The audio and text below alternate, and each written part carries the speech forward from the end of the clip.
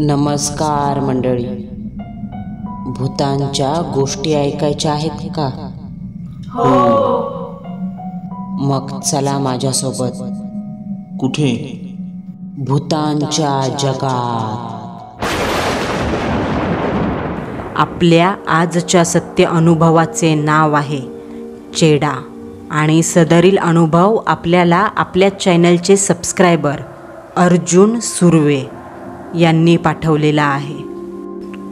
जगात अशा खूप गोष्टी आहेत ज्या आपल्या समजण्याच्या आणि स्वतःला समजून सांगण्याच्या पलीकडच्या आहेत. देवांनी आणि असुरांनी दोघांनी मिळून समुद्र मंथन केलं. त्यातून अमृत आणि बहुमोल अशी 14 रत्न बाहेर आली.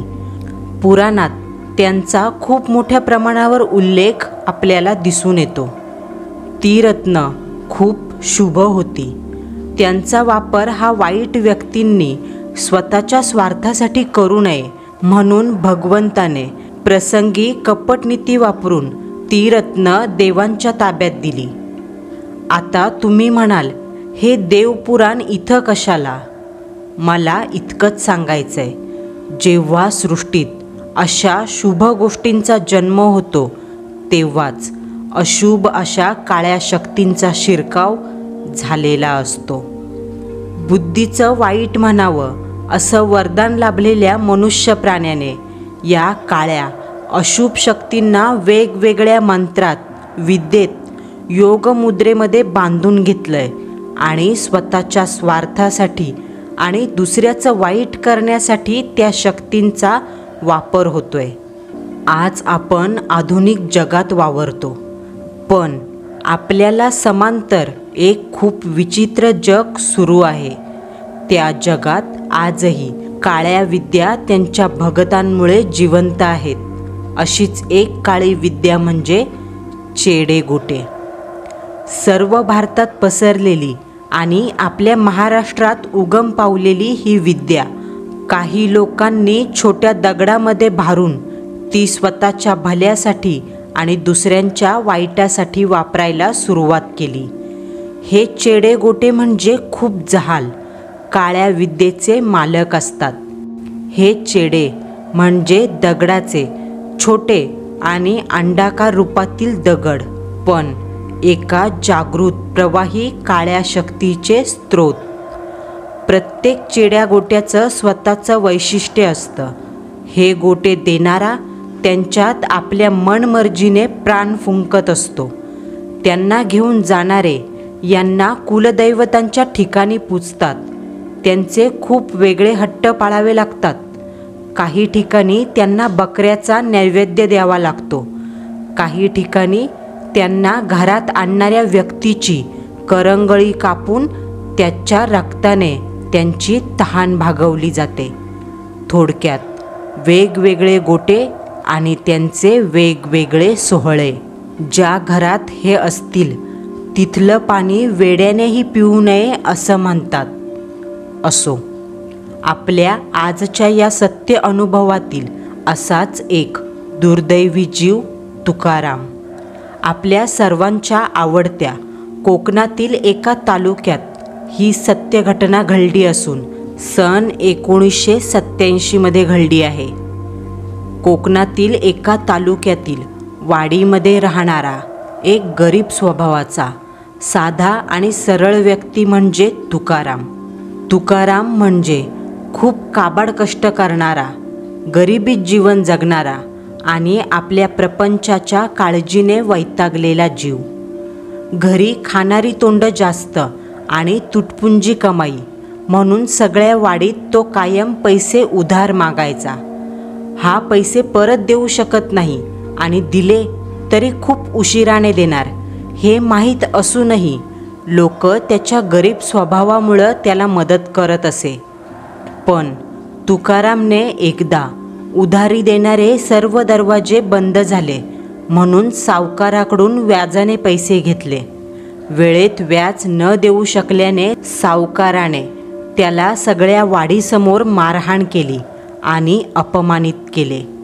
तेव्हा गावातील काही घरांनी, ज्यात माझंही घर होतं, आम्ही सगळ्यांनी पैसे गोळा करून त्या सावकाराला दिले. तो निघून गेला. पण या प्रसंगाने दुखावलेला तुकाराम घरातून निघून गेला. 1-2 महिने त्याचा कुठे पत्ता लागेना. आम्हाला सगळ्यांना तुकारामने स्वतःचं काही बरं वाईट तर केलं नसेल ना असं वाटू लागलं. आणि अचानक एके दिवशी तुकाराम घरी परत आला. त्याला त्या दिवशी पाहणारे लोक सांगत होती, तुकारामच्या उपरण्यात काहीतरी गुंडाळून घरी जाताना तो त्यांना दिसला. लोकांनी त्याला हटकलं, पण तुकाराम त्यांच्या बोलण्याकडं दुर्लक्ष करून निघून गेला. तो आला त्याच्या दुसऱ्या दिवशी गावातील बाजारात काही वस्तू खरेदी करताना दिसला.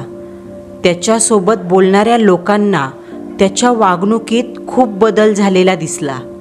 तो बदल खटकत होता. पूर्वी गरीब आणि हसरा चेहरा असणाऱ्या तुकारामच्या तोंडावर एक वेगळी चमक आणि मग्रुरी दिसत होती. सर्वांसोबत अदबीने आणि प्रेमाने वागणारा तुकाराम थोडा भित्रा होता, पण तो आता खूप आत्मविश्वासाने बोलायचा. त्याने खूप वस्तू खरेदी केल्या. बहुतेक त्याच्या घरी काहीतरी मोठा कार्यक्रम असावा. हे सगळं खरेदी करून तो रुबाबात चाललेला असताना अचानक त्याच्यासमोर सावकार आला. सावकाराने त्याच्याकडे रोखून पाहिलं, पण सावकाराला पाहून भीतीने मान खाली घालणारा तुकाराम आज त्यांच्या डोळ्यात डोळे घालून बेरकीपणाने पाहत होता. सावकार त्याला पाहून रागात शिव्या देऊ लागला. इतके दिवस भित्रा असणारा तुकाराम आज मात्र अशा प्रसंगातही शांत उभा होता.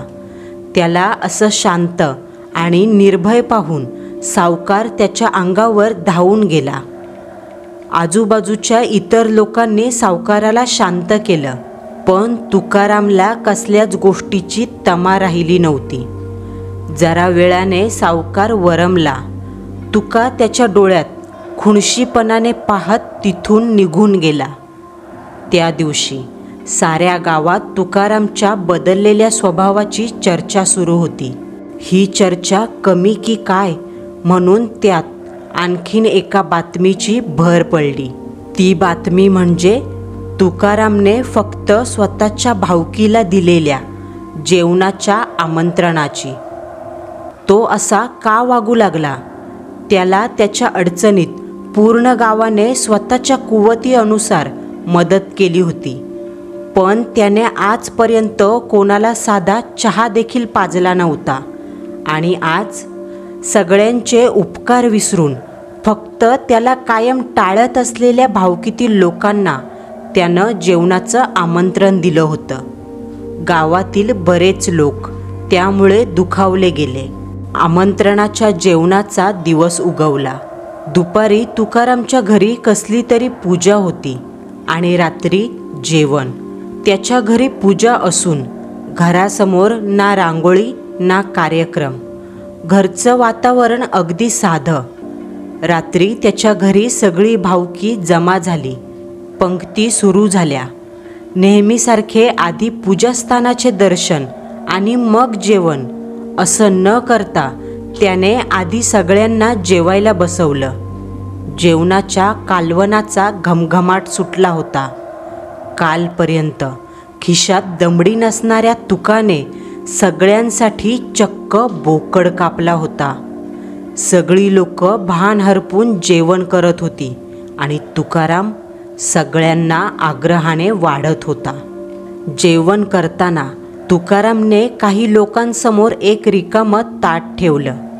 त्यात मटणाची हाडं टाकायला तो आग्रहाने सांगायचा आणि ज्यांना तो हे सगळं सांगत होता त्यांनाच जेवणानंतर हात धुवायला एक विशिष्ट जागा केली होती. तिथं घेऊन जायचा आणि ती जागा म्हणजे एक भला मोठा खड्डा. सगळ्यांची जेवणं उरकली. ज्यांनी त्या खड्ड्यामध्ये हात धुतला त्यांची खरकटी ताटं त्याने त्या खड्ड्यामध्ये टाकली. बाकीची लोक तो असा का करतोय आणि आपल्याला त्याने असं का नाही करायला सांगितलं याचा विचार करत होते. ती लोक असा विचार करत असतानाच तुकारामने सगळ्यांना पूजास्थानाचं दर्शन घ्यायला सांगितलं. सगळीजणं नवलाने घरात शिरली. देव्हाऱ्याचं दर्शन घेऊ लागली. समोर त्यांना दिसलं, सगळ्या देवांसमोर रक्तमिश्रित गुलालाचा सडा होता. खूप सारे देव होते. देवांसमोर एका ताटात बोकडाचं मुंडकं ठेवलं होतं आणि एका वाटीत रक्त. सगळी लोक पवित्र देवासमोरचा हा देखावा पाहून अचंबित झाली. याने ही अशी कशी पूजा मांडली? सगळे देव भ्रष्ट करून स्वतःवर संकट का ओढावून घेतोय? हे आणि असे कित्येक प्रश्न तिथे आलेल्या लोकांना पडले. पण ते त्यांच्या उघड्या डोळ्यांनी त्या देखाव्यात लपलेले काही डोळे जे त्यांच्याकडेच पाहत आहेत हे पाहण्यात चुकले होते. 8 छोट्या डोळ्यांची जोडी आणि एकटा थोडा मोठा कटाक्ष त्यांच्यावर नजर ठेवून होता हे त्यांना समजलंच नाही. सगळीजणं आपापल्या घरी तृप्त होऊन गेली. तुकाराम देव्हाऱ्याकडे पाहून समाधानाने हसला. तुकाराम आल्यापासून त्याच्या प्रत्येक कृतीकडे अचंबित होऊन पाहणारी त्याची बायको त्याला काहीतरी विचारू पाहत होती, पण त्याने तिला नजरेने शांत केले. ती मनात असूनही त्याचा शब्द मोडू शकली नाही. त्या भावकीतील त्याचा एक भाऊ सदा हा त्याचा खूप जिवलग होता. तो दुसऱ्या दिवशी तुकारामच्या घरी गेला.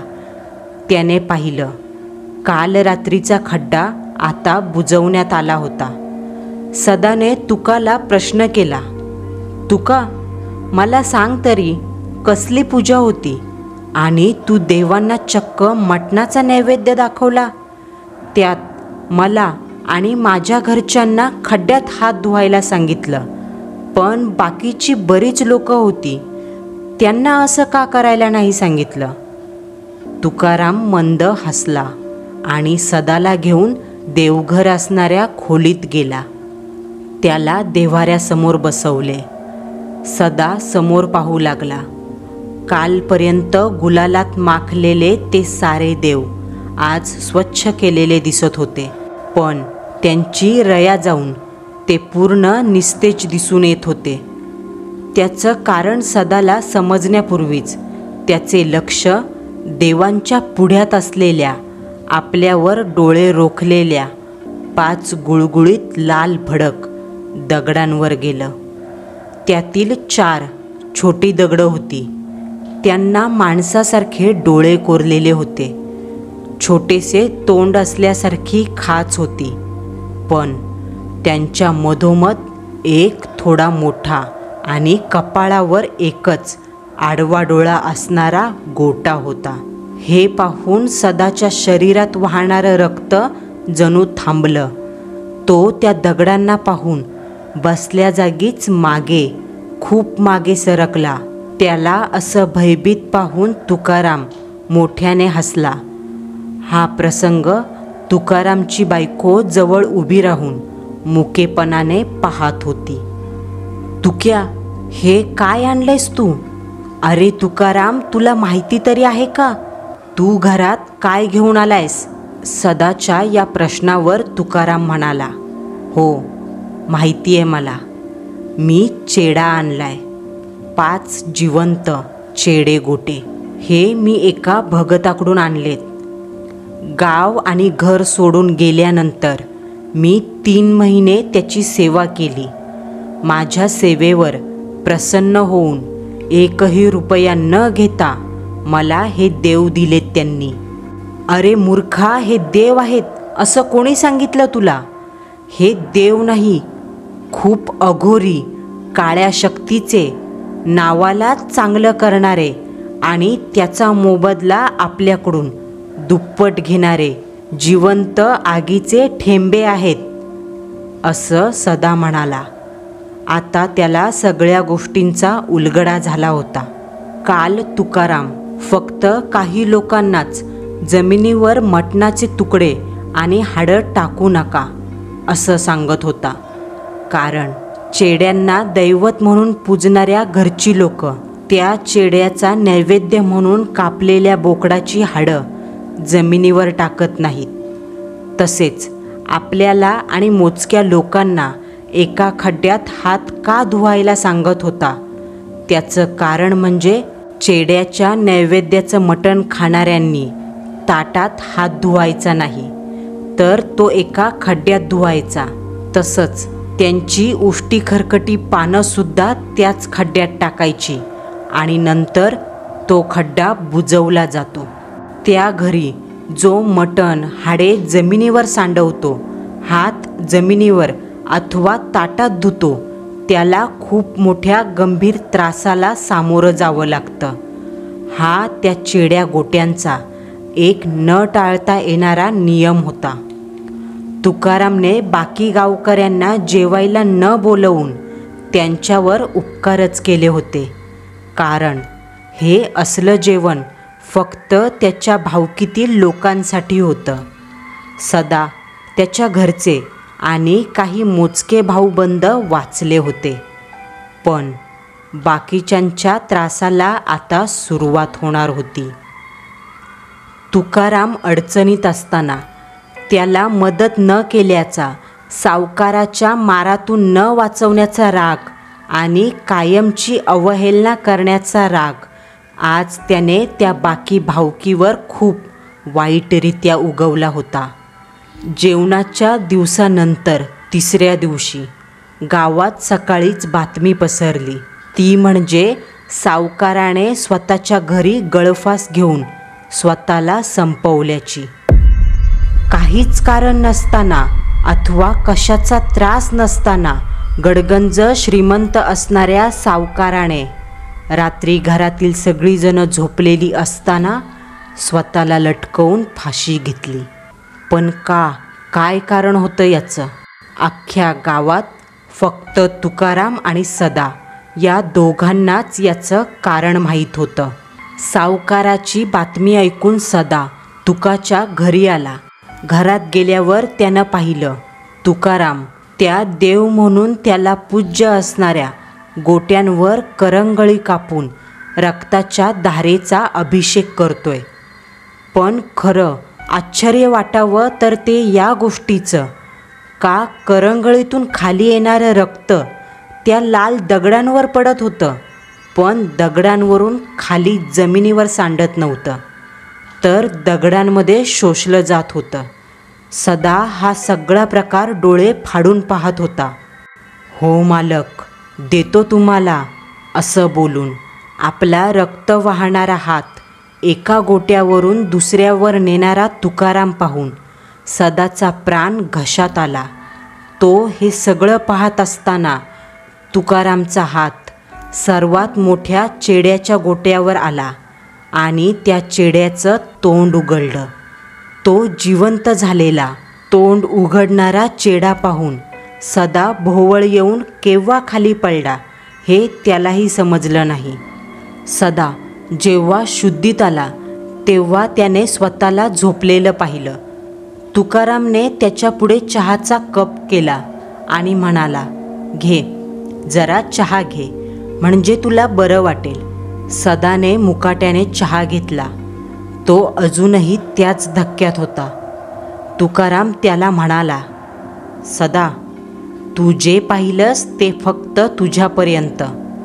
सावकाराच्या बंदोबस्तात माझ्या या मालकाने मला मदत केली म्हणून मी त्यांना त्यांचा भोग देतोय. तू गप्प राहशील अशी अपेक्षा ठेवतोय, नाहीतर या पार्वतीसारखं तुलाही माझा आज्ञाधारक करेल. स्वतःच्या बायकोकडे बोट करत तुकाराम सदाला म्हणाला. आणि तुकाची बायको इतकी गप्प का असते याचं कारण सदाला समजलं. तो आणखी घाबरला. तुकारामला हात जोडून म्हणाला, तुकाराम, मला माफ कर. मी काही चुकलो असेल तर मला माफ कर. मी आज इथं जे काही पाहिलं ते कधीच कोणालाच सांगणार नाही. माझ्यावर विश्वास ठेव. त्यावर हसत तुकाराम म्हणाला, सदा, माझा भरोसा आहे तुझ्यावर आणि तू असं काहीही करू शकत नाही. तुला आजपासून दिसलच माझ्यासोबत जे जे वाईट वागलेत, ज्यांनी मला त्रास दिला, माझा अपमान केला, त्यांचं काय होतंय. सदा तिथून निघाला. ते परत तुकारामच्या वाटेला कधीच जायचं नाही हे मनात ठरवूनच. त्या दिवसापासून तुकारामसोबत वाईट वागणाऱ्यांपैकी कोणी वेडं झालं, कोणी अचानक घर गाव सोडून परागंदा झालं, कोणाचं चांगलं धडधाकट मुलगं मतिमंद झालं, कोणाची बाई बदफैली होऊन घराची नालस्ती सगळ्या गावात करू लागली, चांगला गडी व्यसनी होऊन उकिरड्यावर लोळू लागला. तुकारामच्या सगळ्या दुश्मनांचा नायनाट होत असताना तुकारामची मात्र भरभराट चालू झाली. त्याची आर्थिक स्थिती खूप चांगली आणि भक्कम झाली. गावात तुकाराम ज्या बाबतीत हात घालत असे त्यात तो यशस्वीच व्हायचा. तो आता जुगार, मटक्यात, सट्ट्यामध्ये हात अजमावू लागला आणि विलक्षणरित्या जिंकू लागला. कालपर्यंत फाटका असणारा तुकाराम आता गावातील वजनदार व्यक्ती म्हणून मिरवू लागला. त्याच्या घरी जणू लक्ष्मी पाणी भरत होती. स्वतःच्या मुलाला त्याने शहरात शिक्षणाला पाठवलं. गावातील अनेक एकर जमिनींचा मालक झाला. पण त्याचं कारण असणाऱ्या मालकांना कायम खुश करून दर अमावस्या पौर्णिमेला गावातील एखादं दुभतं जनावर कासा फुटून मरू लागलं. इकडे त्या रात्री काही वेळासाठी गायब झालेले चेडे अचानक रक्ताळलेल्या तोंडाने परत तुकारामचा बनवलेला नैवेद्य ग्रहण करण्यासाठी हजर व्हायचे. रात्री घडलेल्या अशा घटना तुका मोठ्या हुशारकीने सदाला सांगायचा. तुकासोबत वाईट वागणारे सगळे वाटेला लागले. ही सगळी त्या चेड्याची कृपा होती. तुकारामला भरभरून देत होता, पण त्याचाही काही नियम पाळावा लागे. त्याचा रोजचा नैवेद्य चुकवता कामा नये. तुकाराम तर रात्रीचा त्यांच्या मालकाच्या समोरच म्हणजे चेड्याच्या समोरच जेवायला बसायचा. त्यांच्यासोबत गप्पा मारायचा. त्याने स्वतःच्या मुलाचं रमेशचं लग्न मोठ्या धूमधडाक्यात लावलं. त्याचा मुलगा शहरात राहत होता. गावात सगळीजणं तुकारामला वचकून राहायला लागली. तो दिवसेंदिवस श्रीमंत होत होता. पैसा जणू स्वतःहून त्याच्याकडे चालत जायचा. हे सगळं कशामुळे होतं हे फक्त सदा आणि तुकारामच्या बायकोला माहिती होतं. पण त्या दोघांची तुकारामच्या विरोधात जाण्याची हिंमत नव्हती. तुकाराम त्याने मालक म्हणून आणलेल्या त्या दगडांना न चुकता नैवेद्य करायचा. त्याचा नेम कधीच चुकायचा नाही. एकदा तो असाच त्याच्या शेतातील घरात बसून सदा आणि इतर काही गावकऱ्यांसोबत जुगार खेळण्यात दंग झाला. प्रत्येक डाव अपेक्षेनुसार तोच जिंकत होता. त्या दिवशी चेड्यांना नैवेद्य दाखवण्याचा दिवस. पण जुगार आणि खेळाच्या नादात तुकारामच्या हे लक्षातच राहिलं नाही. आणि जेव्हा लक्षात आलं तेव्हा नैवेद्य दाखवण्याची वेळ टळून गेली होती. तुकाराम घाबरून उठला आणि घाईत चालू डाव अर्ध्यात सोडून जाऊ लागला. त्याला असं घाबरून जाताना पाहून सदाने हटकलं. तेव्हा तुकाराम म्हणाला, सदा, आज खूप मोठा घोटाळा झालाय. खूप मोठी चुकी झाली म्हण. मी आज माझ्या मालकाची वेळ चुकवली. मी निघतो आता. जर सगळं ठीक झालं तर बरं, नाहीतर आपल्याला मांढरदेवीला जावं लागेल. असं म्हणून तुकाराम निघून गेला. दुसऱ्या दिवशी तुकाराम शेतातील घरात एकटा जाताना दिसला. खूप घाबरल्यासारखा वाटत होता. त्यानंतर 2 दिवस तुकाराम दिसलाच नाही. आणि मग खूप धक्कादायक बातमी समजली. ती म्हणजे तुकाराम त्यांच्या शेतातील विहिरीत पडून मेला. सगळा गाव त्याला विहिरीतून काढताना पाहण्यासाठी गोळा झाला. पाण्यावर मरून तरंगत असलेला त्याचा मृतदेह पाहून सगळ्यांना भीती वाटली, कारण तो मृतदेह खूप भयानक दिसत होता. त्याला दोर लावून वर काढण्यात आलं. बहुतेक तो 2 दिवसापूर्वीच पाण्यात पडला असावा असं वाटत होतं. त्याचं पूर्ण शरीर फुगून वर आलं होतं. त्याच्या मृतदेहापासून इतकी दुर्गंधी येत होती का तेथील काही लोकांना उलट्या झाल्या. या सगळ्यात सदा विचार करायला लागला. तुकारामला बऱ्यापैकी पोहता येत होतं, मग हा बुडाला कसा? आणि सगळ्यात महत्त्वाचं म्हणजे तुकारामचं सगळं शरीर पाण्यात 2 दिवस बुडाल्यामुळे फुगून वर आलं होतं. पण त्याचा डावा हात हा हवा गेलेल्या फुग्यासारखा सुकून गेला होता आणि त्या हाताची करंगळी पूर्ण गायब होती.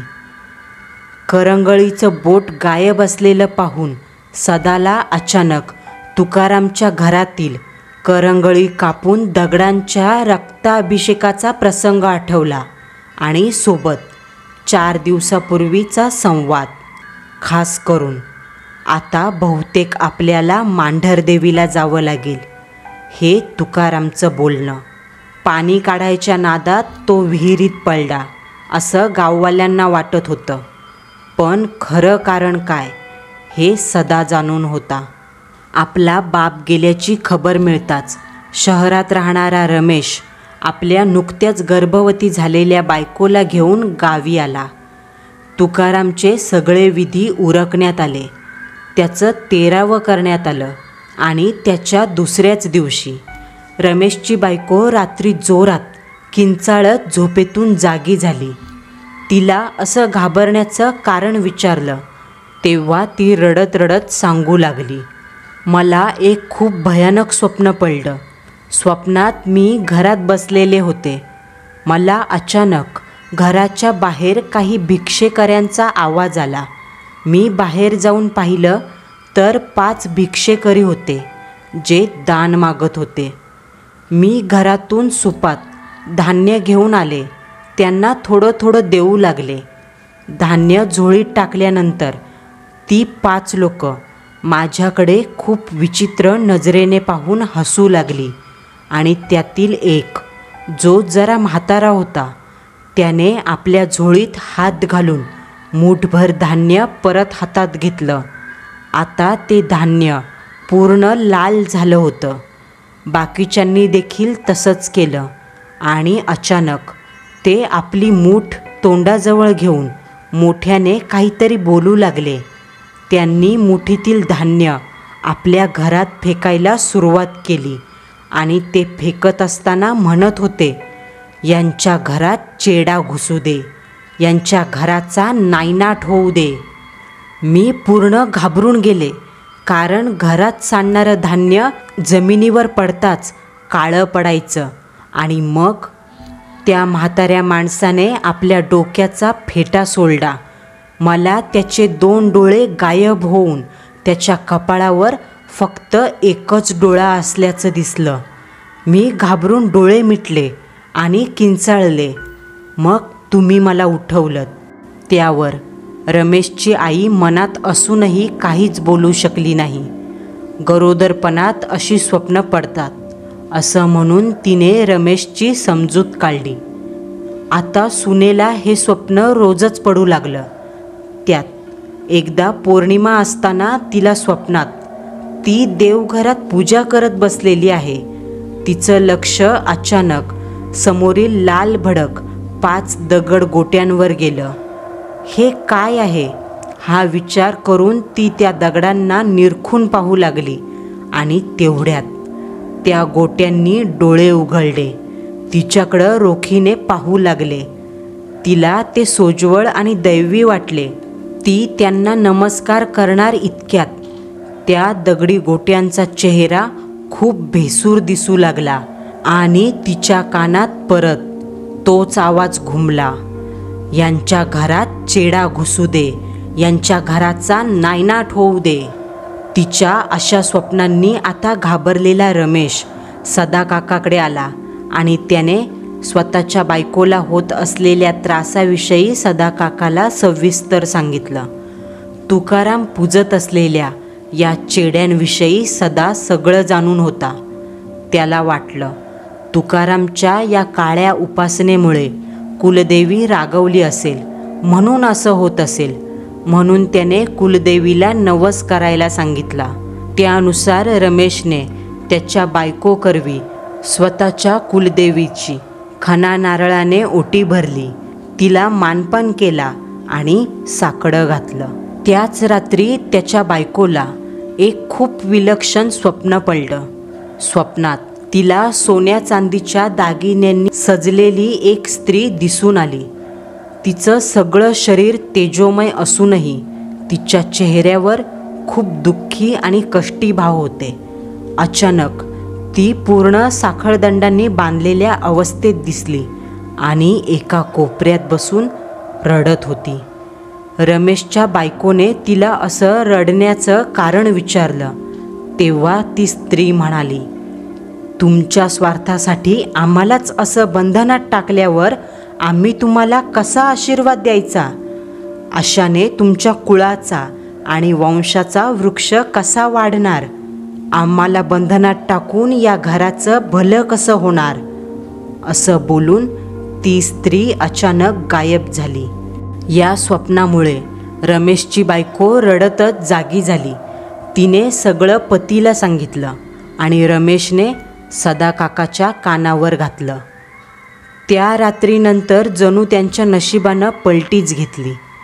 त्या घराचे वासे फिरल्यागत झालं. त्यांच्या प्रत्येक कामात अडथळा येऊ लागला. घरात पैसा टिकत नव्हता. रमेशच्या आईनं खाट पकडली आणि त्यांची हिरवीगार शेती करपली जाऊ लागली. घरात भांडणं वाढली.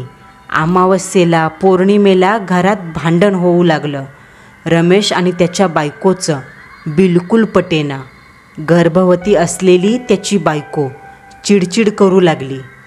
त्यात रमेश दारूच्या आहारी गेला आणि यात भर म्हणून रमेशच्या बायकोने 9 महिन्याच्या आतच 7व्या महिन्यात एका मुलाला जन्म दिला. पाठीचा मणका नसलेला तो नवजात जीव जन्माच्या काही तासातच मरण पावला. सदाने तुकारामच्या पाठीमागे त्याच्या घराची होणारी धूळदाण पाहिली आणि तो एके दिवशी रमेश आणि त्याच्या बायकोला घेऊन बाहेरचं बघण्यात निपुण असणाऱ्या एका माणसाकडे घेऊन गेला. त्या माणसाने रमेश आणि त्याच्या बायकोला फक्त पाहिलं आणि म्हणाला, चेड्यांना देव केलंय तुम्ही, आता माझ्याकडे कशाला आलात?